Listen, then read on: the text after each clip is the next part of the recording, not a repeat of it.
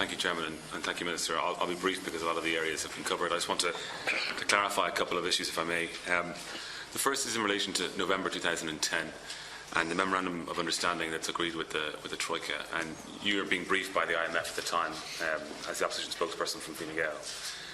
Did the IMF or representatives of the IMF tell you that the possibility of burden sharing remained open because it wasn't in the MOU? Well, first of all, they didn't brief me personally. They came and they briefed the Fine Gael front bench. Okay. That was the way it was done. I can't recall whether there was a discussion on burden sharing or not. Our policy position was clear.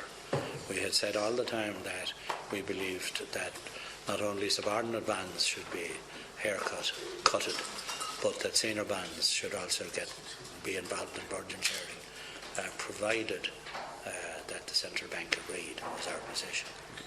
But nobody said you shouldn't follow that policy line. No, but in terms of that, when you come into government, what prompts the change in official thinking about the possibility of the ECB agreeing to burden sharing when it comes to March 2011?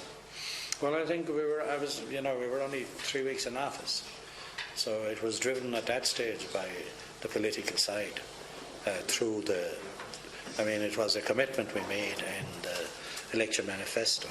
It was reflected in the programme for government, always with the assent of the European Central Bank. And in the early days in government, we said if we're recapitalising the banks, we'll implement this. But it didn't. I'm saying the policy driver didn't come from officials in the Department of Finance. It came from cabinet and the parliamentary party, because the election was just over and we had made this commitment. Reflected in the programme for government with the assent of the European Central Bank? Our words to that effect. Okay. I don't know how it was phrased, but that's what the meaning. But does that mean the European Central Bank had to sign off on our programme for government? Oh, no. No. Can you just clarify what you're saying there in terms of? What I'm saying is that all the way through, with statements I made before the election, during the election, and after the election, and in the Fine Gael programme for government, and in the programme for government, Fine Gael said that we would impose burden sharing on senior bondholders and change the law to do so if the central bank consented to us doing it. Sorry, I understand that now. Okay. At the same time, in March, you were having discussions with the Commission as well about the interest rate. Is that correct? The interest rate on the loans from the Troika, and the possibility of reducing them. We have it in evidence from Kevin Cardiff. Look, we came into government on the 9th of March. Yeah. You're involved first of all in getting a private secretary and sorting yourself out, and finding your way around the place. And you're involved with the Troika and you're involved with Europeans. So the priority was the sorting out the banks. We didn't have a banking system really when we went into government. Okay. And 3 weeks later we were doing it. So I can't tell you that I started negotiating on interest rates before the 31st of March or after the 31st of March. Just to clarify why we got down to it pretty quickly. Yeah, why I'm asking the question is we have it in evidence from Kevin Cardiff that there was discussions with the Commission and they were in favour of reducing the interest rate at that time, which was just after the election, but that was stopped because France and Germany reintroduced the idea of the corporate tax rate, and that because things weren't calm enough to pursue the interest rate. Is that correct? Is that what kept us from negotiating the rate earlier? The Commission wasn't the decision maker, because as you heard in evidence already today, these were issues, they were intergovernmental issues. So the interest rate issue was an intergovernmental issue because the creditors were the sovereigns of Europe. And it wasn't the Commission. Olli Rehn was in favour of reduced interest rates all the time, and he was the Commissioner active. But that made no difference to me because it was being opposed vigorously by certain finance minister colleagues across the table. And it needed a decision of that time. On the corporate tax, I understand that the first meeting that Taoiseach went, that a lot of pressure was put on him by Chancellor Merkel and President Hollande on corporate tax rates. But he stood his ground and didn't agree. But I never heard there was a linkage to interest rate, because I wouldn't have activated the interest rate campaign at that stage. I mean, that must have been mid-March. You can check whenever the council meeting was. It was at his first council meeting. Okay, thank you. Moving forward to 2012, and there's a change at the top of the ECB, and you led a delegation from here in the summer of 2012 to meet the new president, Mario Draghi. And I was just wondering, the purpose of that meeting, was it just a formality, or was this the first stage in addressing the promissory notes? What's the date? It was the summer of 2012. I don't have the exact date, sorry. I think it was July, though.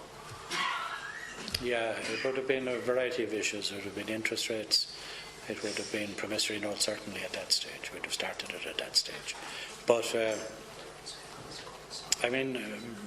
the governor of the European Central Bank usually attends Eurogroup meetings and ECOFIN meetings. So I'd be meeting him twice a month anyway. And I've had several conversations with him on the marge of meetings.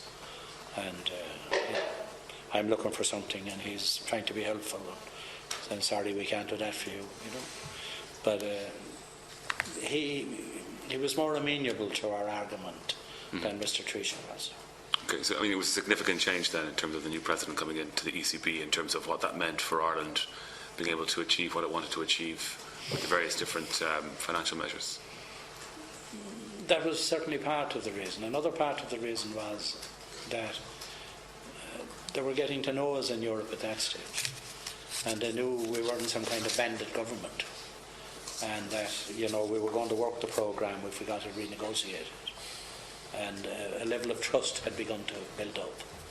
And as the trust built up, they were prepared to make concessions to us. So I'm not too sure. I wouldn't say it was all because of the change of central bank governor. Okay. But certainly I found Mr. Draghi helpful all the way through. Okay, thank you. And my final question is in relation to the Wright report and the Noonan report.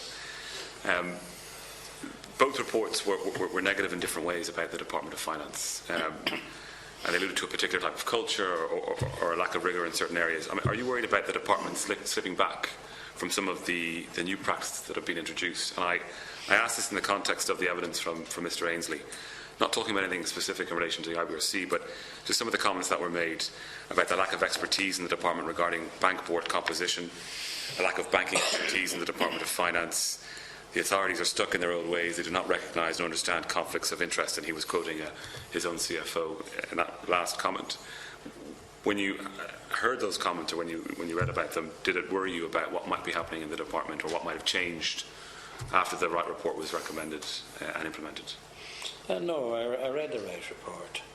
I met Mr. Wright when he was over. I think he spoke to the Finance Committee. And I had a conversation with him. He told me he was happy with the progress that was made in the Department of Finance in implementing the recommendations that he made, and I think he spoke in similar terms at the Finance Committee, although I didn't read the minute of that now. So I don't see a possibility of things have been changed systemically in the Department of Finance, and let Mr. Ainsley have his say. I'm not going to contradict him here, but he said what he said. Okay, thank you.